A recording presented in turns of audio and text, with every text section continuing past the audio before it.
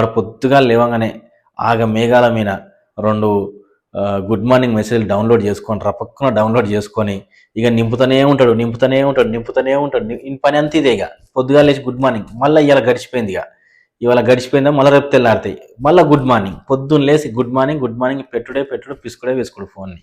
అరే రామ వీడి అమ్మ, ఆ గుడ్ మార్నింగ్ పెట్టే బదులు నీకు దోషింది, నువ్వు ఎంతో కొంత ఇంత బాధ్యత గల మనిషివి, పొద్దున్న లేచి ఆ చెత్త నింపుతున్నావు వాట్సాప్లలో, ఒక మంచి విషయాన్ని చెప్పు, లేదంటే ఒక మంచి ఎవరికైనా అన్యాయం జరుగుతుంటే చెప్పు, లేదంటే ఎవరికైనా ఏమైనా ఇబ్బంది ఉంటే చెప్పు, ఎవరికైనా ఏదైనా హెల్ప్ చేసే అవకాశం ఉంటే చెయ్యి, నీ వల్ల ఏడుతుంటే.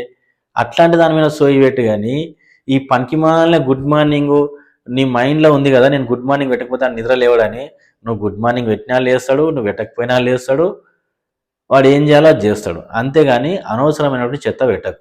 ఎందుకంటే ఏదైనా ఇంపార్టెంట్ మెసేజ్ అనుకొని చూసి వాడు విసిగిపోయి నువ్వు నిజంగానే ఇంపార్టెంట్ మెసేజ్ పెట్టినప్పుడు దాన్ని చూడడు, వాడు పట్టించుకోడు. కాబట్టి ఈ గుడ్ మార్నింగ్ మెసేజ్ పెట్టే కంటే ముందు ఒక మంచి మెసేజ్, లేకపోతే నీ చుట్టుపక్కల రోజు మనం తిరిగే వాతావరణం, మనం తిరిగే సమాజంలో ఎన్నో మంచి విషయాలు, చెడు విషయాలు జరుగుతుంటాయి.